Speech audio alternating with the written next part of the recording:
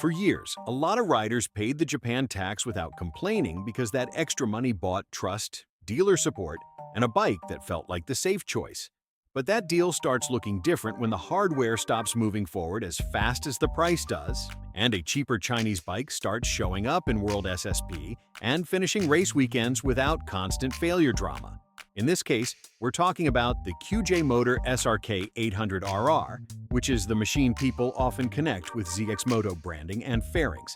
That's where ZXMOTO changes the conversation, because this isn't just about a low-priced sport bike anymore. It's about whether riders are still paying more for better motorcycles or just paying more for an older badge with a longer history. If that bike can take race stress in public, then the value gap starts closing right where everybody can see it.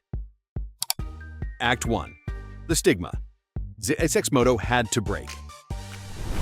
For years, Japan didn't just sell motorcycles, it sold peace of mind because riders knew the deal before they even signed the paperwork.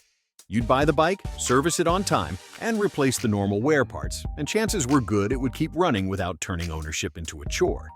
That trust came from boring stuff, and boring really matters here, like dealers that stayed open, parts that actually arrived, and engines that didn't scare people after a few thousand miles.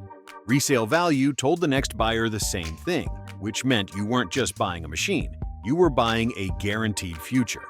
China entered that market with a bad name, and honestly, a lot of those early bikes earned every bit of it.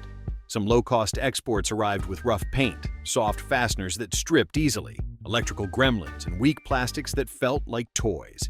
A bike could look sharp online, then feel half-finished once an owner lived with it every day. Parts support turned simple fixes into long waits, and some dealers vanished before the bike even needed its second service. So riders built a shortcut in their heads, and that shortcut said if the badge came from China, you should expect a headache somewhere down the line.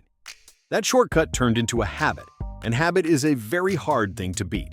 A company can build a better bike and fix all the old problems, but buyers still carry those older stories with them everywhere they go. A friend had one that rusted too fast, or somebody else couldn't get a sensor for 6 weeks, or another rider spent less up front and paid for it later in repairs.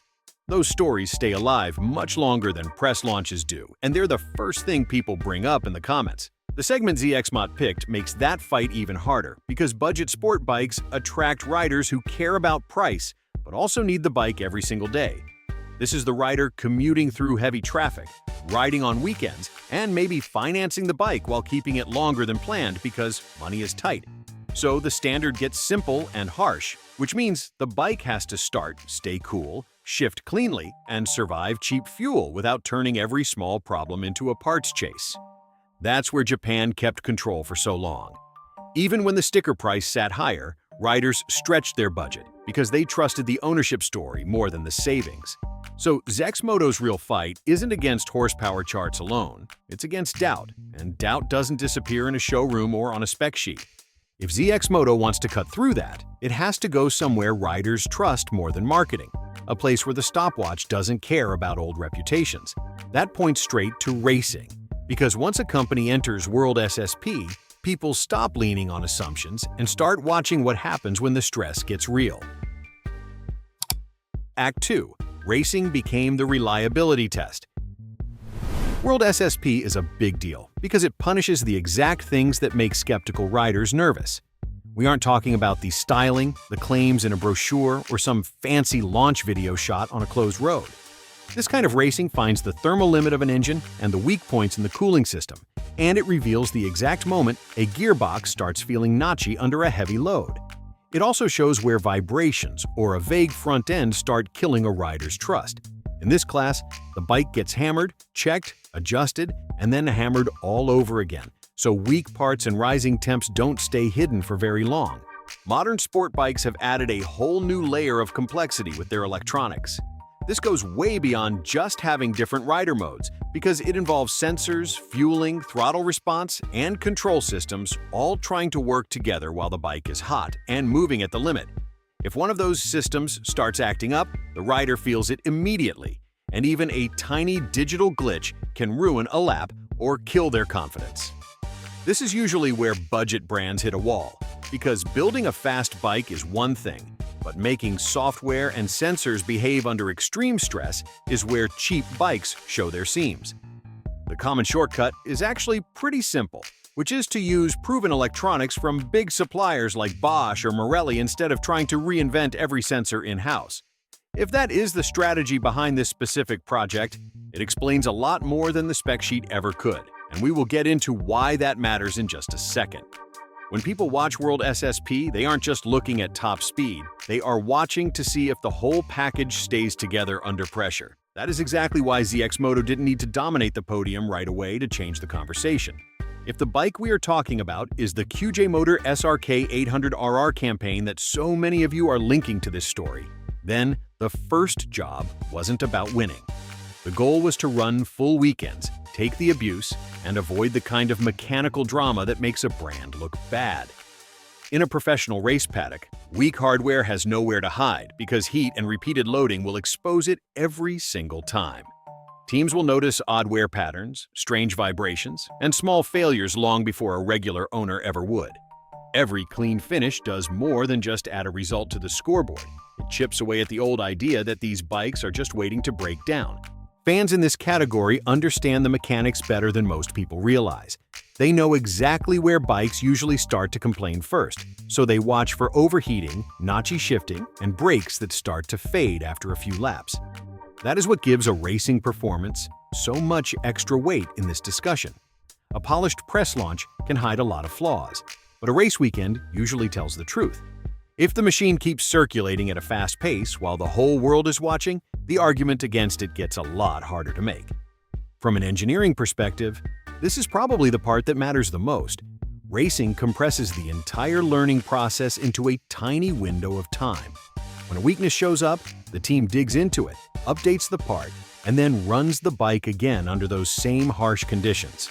That feedback loop moves incredibly fast, so instead of waiting years for owner complaints to trickle in, the factory gets immediate data from mechanics who can feel the tiniest changes in behavior.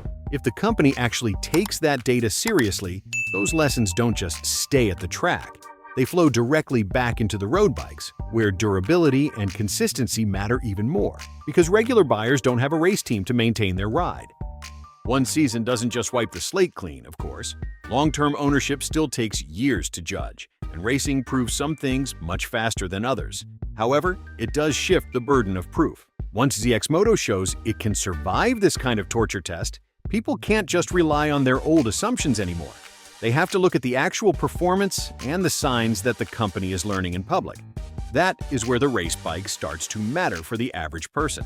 Because the real threat to Japan isn't just that ZXMOTO can run hard in WorldSSP. The threat is that those lessons will end up in a street bike with a price tag that looks very tempting to a buyer doing real-life math in a showroom.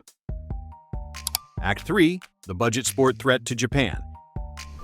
Once a bike starts looking dependable enough, buyers begin to weigh the trade-offs. And this is where things get really uncomfortable for the Japanese brands.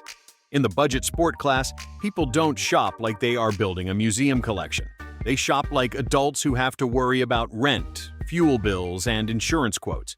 The big question stops being about which bike is the absolute best on the planet, and it turns into whether the bike is good enough to justify saving a massive amount of money.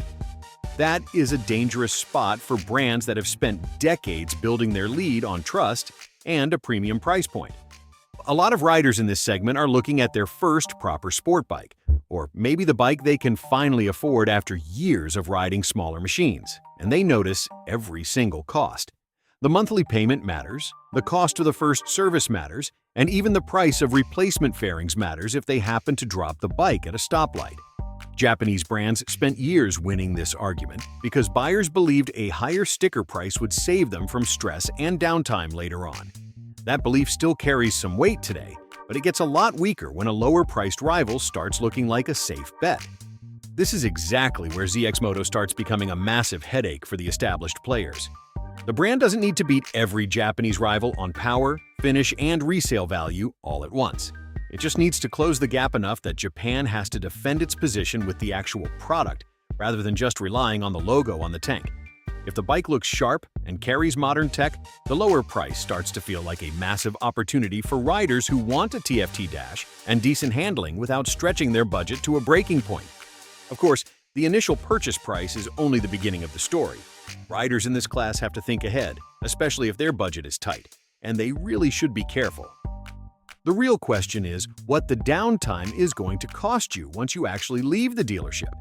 If you save $3,000 up front, but then lose a month of riding while waiting for a simple sensor to arrive from overseas, that bargain starts to look like a mistake. Japan still owns a lot of ground when it comes to the ownership experience. They have wider dealer maps, better parts pipelines, and a level of workshop familiarity that a new brand just can't match overnight. This isn't a total takeover just yet because ZXMOTO still has to prove on the street what it started proving on the track. They need to show that their bikes can stay on the road for years and age well enough that a second owner isn't afraid to buy one used. This is where the math gets a little bit tricky for the average rider. If you save $3,000 on the showroom floor but then lose all of that money through bad resale value or hard-to-find parts, then the bike wasn't actually a bargain at all. That hidden math is what will eventually decide if this threat is real or just a temporary trend. Even with those risks, the pressure on the big brands is already very obvious. Chinese manufacturers are rapidly improving their supply chains and building bikes for markets that expect much higher quality than they used to provide. As that continues to happen, the country of origin starts to matter less than the actual value of the machine. Riders are starting to ask if the older brands are charging them extra for history instead of giving them the best hardware for their money. We are going to break that down in the final act, because this whole situation is turning into a high-speed development fight. Act 4. What ZXMOTO is really changing. The real shift here isn't that Japan suddenly lost its edge, but rather that the old mental shortcut we all use when buying a bike is starting to fade. For decades, riders could end any debate by looking at the badge, since a Japanese logo meant a safe bet, while a Chinese one felt like a massive gamble. ZXMOTO doesn't actually have to close that gap entirely to win, because they just need to shrink it enough at the entry level where new riders are picking out their first serious sport bike and forming habits that might stick for a lifetime. This matters way beyond just one brand because of how it messes with the traditional path of ownership. If a rider starts their journey on a Chinese machine that fires up every single morning, handles the corners well, and doesn't leave them stranded waiting for parts, the old brand ladder basically snaps in half. That rider might never feel the need to graduate to a legacy brand the way manufacturers always expected, choosing instead to stay right where the value feels better, which completely changes how brand loyalty is built from the ground up. When someone buys one of these as their first real sport bike and lives with it for a few years without getting burned, the old rules of the market just stop applying. They won't feel that itch to move over to a Japanese bike later on because the machine they already own is doing the job perfectly fine. This puts the big Japanese names in a really tight spot where they can't just rely on their history and dealer networks anymore.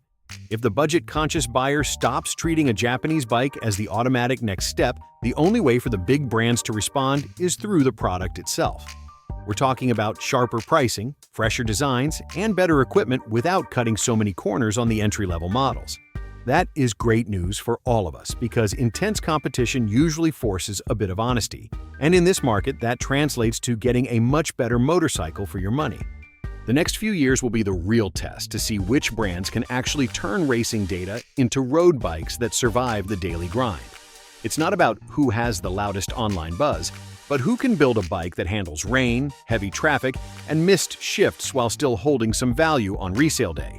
If ZXMOTO keeps delivering on that front, this stops being a conversation about where the bike was built and starts being a story about who is willing to adapt the fastest.